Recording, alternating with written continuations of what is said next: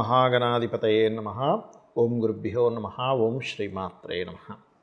అరుణాం కరుణాతరంగితాక్షీం ధృతపాశాంకుశపుష్పబాణచాపాం అనిమాదిభిరావృతాం మయూకైః అహమిత్యేవ విభావయే భవానీం. శ్రీమాత్రే నమః.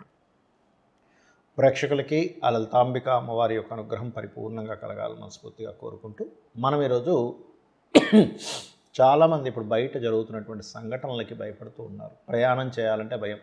అది బస్సు ఎక్కాలన్నా, ట్రైన్ ఎక్కాలన్నా, ఎలా ప్రయాణం చేయాలన్నా భయపడుతున్నారు. ఎందుకంటే ఒక ఆటో ఇంకోటి ఏదో ఢీకొని నిన్న మొన్న ఒకరు బస్సు మంటల్లో కలిసిపోయి, లేకపోతే బస్సు పాపం యాక్సిడెంట్ అయ్యి, ఇలా రకరకాలుగా అవుతూ ఉన్నప్పుడు చాలామంది నన్ను అడుగుతున్న విషయం ఏంటంటే, ఏమంటే మా రాశిరీత్యా ఎటువంటి పరిహారం చేసుకుంటే మంచిది అని అడగడం జరుగుతుంది.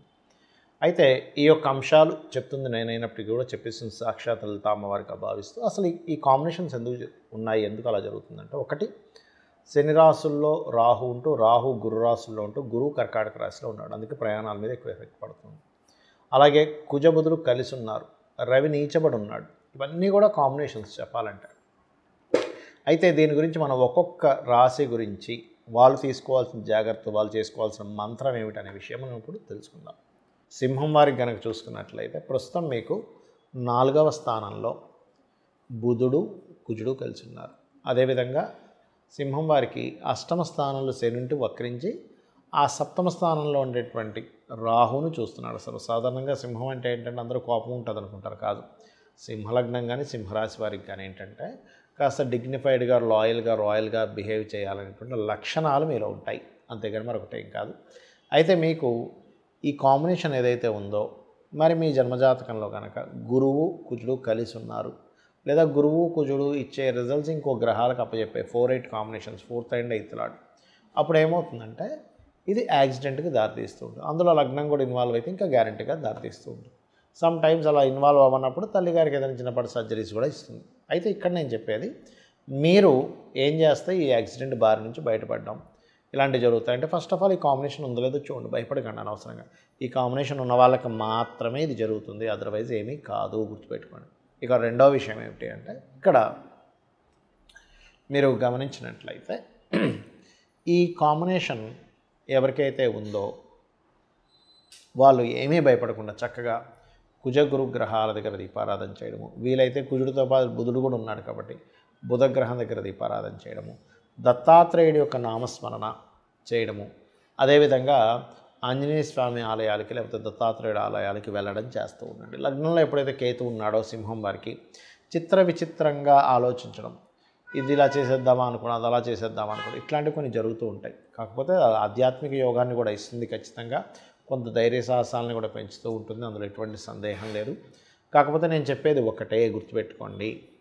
ఇక్కడ మీకు ఎప్పుడైతే లగ్నంలో కేతు ఉంటూ 7మంలో రాహువు ఉన్నాడో, ఈ రాహువు ఇచ్చేటువంటి రిజల్ట్స్ ఏవైతే ఉంటాయో పర్టికులర్గా ఇది గుర్తుపెట్టుకోవాల్సిన అంశం ఏమిటి అంటే, రాహు 7మ స్థానాధిపతి 7మంలో ఉన్నాడు కాబట్టి ఇది పర్టికులర్గా వివాహ సంబంధించిన విషయంలో విదేశీ సంబంధాలు సెట్ అవ్వడానికి కూడా ఇస్తాడు ఇక్కడ. ఇక మీరు నిత్యము చేయవలసినటువంటి దేవతారాధన ఇప్పుడుండే కండిషన్స్ బట్టి మీకు ఎటువంటి ఇబ్బంది కలగకుండా ఉండడానికి గురు శని కుజగ్రహాల దగ్గర పర్టికులర్గా జాగ్రత్త, అంటే దీపారాధన చేయండి. కేతుగ్రహం దగ్గర కూడా దీపారాధన చేయండి, అన్ని విధాలు బాగుంటుంది. చాలామంది అడుగుతున్న విషయం ఏంటంటే, మనం ఆల్రెడీ ఇటువంటివన్నీ జరుగుతాయని ఉగాది సంవత్సరం సమయంలోనే చెప్పడం జరిగింది, జాగ్రత్త తీసుకోమని కూడా చెప్పడం జరిగింది. అంటే ఇక్కడ ఏంటంటే మనం అర్థం చేసుకోవాల్సింది, ఇదేదో మనం చెప్పేసాం గొప్పతనం కాదు, ఇదంతా కూడా మహర్షుల యొక్క గొప్పతనం. మహర్షులు మనకి ముండేన్ ఆస్ట్రాలజీ అని ఇచ్చారు, మైథుని జ్యోతిష్యం అంటారు. ఆ మైథుని జ్యోతిష్యంలో కొన్ని సూత్రాలు ఉన్నాయి. అంటే కుజుడు అగ్రెసివ్ ప్లానెట్స్ కలిస్తే ఏంటి, అగ్రెసివ్ ప్లానెట్స్ అంటే కొంచెం కుజుడు రాహు అగ్రెసివ్ రిజల్ట్స్ ఇచ్చే ప్లానెట్స్ కనుక వీక్షణ పడుతున్నా, లేదా శని కుజుడు వీక్షణ పడుతున్నా, ఇలాంటివి జరుగుతాయని చెప్పడం జరిగింది. అయితే ఇక్కడ పర్టికులర్గా ఏంటంటే ఈ నవంబర్ మాసం అంతా కూడా పర్టికులర్గా ఈ వీటి మీద వెళ్ళేది అంటే ఏంటి, నేల మీద వెళ్ళేటువంటి లేదా జలాల్లో వెళ్ళేటువంటి వాహనాల మీద జాగ్రత్తగా ఉండాలి. నవంబర్ 12 నుంచి పర్టికులర్గా మీరు వాయువు అంటే ఏంటి, ఫ్లైట్స్ మీద వెళ్ళేటువంటి వాటిల్లో కూడా జాగ్రత్త పడాలి. అంటే ఫ్లైట్ జర్నీస్లో వెళ్తూ ఉంటారు. ఎందుకంటే అది మే ఎండింగ్ వరకు ఉంది. మరలా మే ఎండింగ్ తర్వాత ఇట్స్ వెరీ క్లియర్లీ అగైన్ మళ్ళీ కర్కాటకంలోకి వస్తాడు గురువు. కాబట్టి అప్పుడు మళ్ళీ కాస్త ప్రయాణం చేసేటప్పుడు. కాకపోతే నేను చెప్పేది ఒకటే, మీ అందరికీ కూడా ఒకటే సూచన, మీరు మనసులో మీ ఇష్టదైవాన్ని మనస్ఫూర్తిగా, అమ్మవారు కావచ్చు, అయ్యవారు కావచ్చు, నన్ను రక్షిస్తుంది, ఆ మహాశక్తి నన్ను రక్షిస్తుంది అనేటువంటి భావనతో మీరు బయలుదేరండి.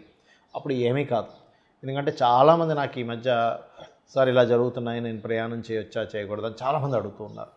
మీ జన్మజాతకంలో కనుక 4వ అధిపతి 8వ కలిసి ఉన్నారు, లేదా 4వ భావాన్ని పోర్ట్ఫోలియో చేసే గ్రహము 8వ భావాన్ని పోర్ట్ఫోలియో చేసే గ్రహాలు, ఇప్పుడు భావాధిపతులు వేరుగా ఉంటారు, అందులో ఉండే నక్షత్రం వేరుగా ఉంటుంది. మనకి ఆ యొక్క గ్రహాల యొక్క కాంబినేషన్ ఎక్కడ కలిసింది, పాపరాశుల్లో కలిసిందా, శుభరాశుల్లో కలిసిందా అనేది కూడా ఒక లెక్క ఉంటుంది ఆస్ట్రాలజీలో. అలాగ మీకు గనక 4th లార్డ్ 8th లార్డ్ కలిసి ఉంటే ఖచ్చితంగా ఆ గ్రహాలకు సంబంధించినటువంటి దానం ఇవ్వండి. అంటే సింపుల్ ఎగ్జాంపుల్, రవి అనుకోండి గోధుమలు ఎరుపు రంగు వస్త్రం, చంద్రుడు అనుకోండి బియ్యము తెలుపు రంగు వస్త్రం, కుజుడు అనుకోండి కందులు ఎరుపు రంగు వస్త్రం, అలాగే బుధుడు కనుక అయినట్లయితే పెసలు గ్రీన్ కలర్ వస్త్రం, గురువు అయితే శనగలు ఎల్లో కలర్ వస్త్రము, శుక్రుడైతే బొబ్బర్లు వైట్ కలర్ వస్త్రము, శని అయితే నువ్వులు బ్లూ కలర్ వస్త్రము, రాహు అయితే మినుములు సిమెంట్ కలర్ వస్త్రము, కేతు అయితే ఉలవలు మల్టీ కలర్ క్లాత్. ఇలాగా ఒక్కొక్కసారి మన రాహుకేతువులకు ఓన్ హౌసెస్ ఉండవు కదా, అంటే అవి ఏ రాశుల్లో ఉంటాయి ఆ రాశి యొక్క తత్వాన్ని అవి తీసుకుని ఉంటాయి. అది ఏ గ్రహమైనా బట్ రాహుకేతువులకు ఓన్ హౌసెస్ ఉండవు కాబట్టి ఈ రకంగా తీసుకోవాలి. అయితే ఇందులో కనుక మీకు ఉదాహరణకు ఉచ్చస్థానంలో ఉన్నాయనుకోండి, ఏం కంగారు పడకండి, అది ఒక రకంగా ప్రాపర్టీ యోగాన్ని కూడా ఇస్తుంది. కాకపోతే ఎంతైనా 4-8 కాంబినేషన్ అనేటువంటిది కేవలం మీకు యాక్సిడెంట్ అనేవి కాకుండా కొంచెం మీ మదర్ యొక్క హెల్త్ విషయంలో కూడా చూసుకోవాలని దాని యొక్క అర్థం. అంటే తనకి ఏదైనా చిన్న చిన్న సర్జరీస్ మంచి ఫ్రూట్ఫుల్ సైన్స్లో ఉంటే ఒక్కోసారి చూడండి, మనం ఏదైనా చిన్న సర్జరీ ద్వారా లాంగ్ టర్మ్ ప్రాబ్లమ్ పోగొట్టుకోవచ్చు అని చేయించుకుంటారు. సమస్య కాదు, అది చేయించుకుంటుంటారు. అటువంటివి కూడా పనికొస్తాయి ఇక్కడ. అయితే ఇక్కడ మీరు మరి ఏమిటండి, ఇప్పుడు ఫ్లైట్ ఎక్కుతాము, ఫ్లైట్ మీరు నవంబర్ 12 తర్వాత నుంచి ఫ్లైట్ రిలేటెడ్ సంబంధించిన ప్రయాణాలు కూడా జాగ్రత్తగా ఉండాలి అని చెప్పి మరీ ప్రత్యేకంగా చెప్తున్నారు కదా. మరి ఏమిటి అంటే నేను చెప్పేది ఒకటే గుర్తుపెట్టుకోండి, ఇక్కడ మీరు ఎందులో ప్రయాణం చేసినా మీరు చూసుకోవాల్సింది ఒకటే, మీ జన్మజాతకంలో ఆయుష్ కనుక బలంగా ఉంటే, మనం చూడండి ఆ రోజు ఒక ఫ్లైట్ పడిపోయినప్పుడు ఒక అతను మాత్రం ఏదేదో ఫ్రెష్గా అప్పుడే స్నానం చేసి బయటకు వచ్చినట్టుగా వచ్చేసేట అక్కడక్కడ నడుచుకుంటూ. అంటే ఏమిటి, అతనికి ఆయుష్ ఉంది. మొన్న జరిగిన బస్సు యాక్సిడెంట్లో కూడా కొంతమంది బ్రతికారు, కొంతమంది పాపం చాలా బాధాకరమైనటువంటి అంశం, అది మరణించారు.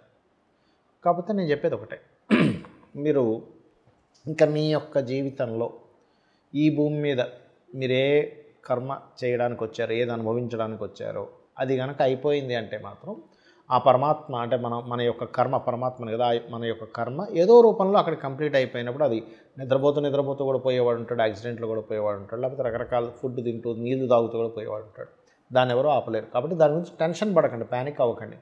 మీకు కనుక ఇంతవరకే ఉంది నా కర్మ, దాని తర్వాత ఇంకొక జన్మ ఉంది, ఇంకో దగ్గర ఇంకొక లైఫ్ ఉంది, ఒక మంచి లైఫ్ ఉంది అన్నప్పుడు ఆ మార్పు జరుగుతుంది. దీన్ని మనకి శ్రీకృష్ణ పరమాత్మ చాలా స్పష్టంగా చెప్పాడు. దీని గురించి ఆలోచించరు అని. కాకపోతే ఇక్కడ ఏంటంటే కొన్ని మానవ తప్పిదాలు ఉన్నాయి. అంటే రోడ్లు సరిగా లేకపోవడం, వీటి వల్ల కూడా యాక్సిడెంట్ అవుతుంది. కాబట్టి మన విజ్ఞతతో మనం ఏ ప్రాంతంలో ఉంటామో ఆ ప్రాంతంలో వాటిని పట్టించుకొని ఆ యొక్క నాయకులకి చెప్పడం కూడా మన బాధ్యతగా తీసుకుంటూ ఉండాలి. కాకపోతే గ్రహస్థితులు ఇలా ఉన్నప్పుడు మనం ఇంటి నుంచి బయలుదేరేటప్పుడు గుర్తుపెట్టుకోండి, ఇంటి నుంచి బయలుదేరేటప్పుడు పర్టికులర్గా ఇంకొంతమందికి ఒక వారం బట్టి కూడా ఉంటుంది. అంటే కొంతమంది చేసుకుంటారు అలా కూడా. అలా అయితే ఉదాహరణకి ఆదివారం అనుకోండి నారాయణుని, సోమవారం అనుకోండి ఓం రాజరాజేశ్వరి నమః, మంగళవారం అనుకోండి స్కందుణ్ణి, బుధవారం అనుకోండి ఓం విష్ణవే నమః, లేకపోతే ఓం నమో నారాయణాయ, లేదా గురువారం జయ గురుదత్త శ్రీ గురుదత్త, లేదా శుక్రవారం శ్రీమాత్రే నమః అనుకుంటూ బయలుదేరండి. శనివారం ఓం నమో వెంకటేశాయ. ఆ రకంగా కూడా మీరు బయలుదేరవచ్చు ఇంటి నుంచి. ఖచ్చితంగా మీరు ఇబ్బంది అనేటువంటిది తగ్గుతుంది, ఎటువంటి యాక్సిడెంట్స్ పాలవకుండా ఉంటారు. శ్రీమాత్రే నమః.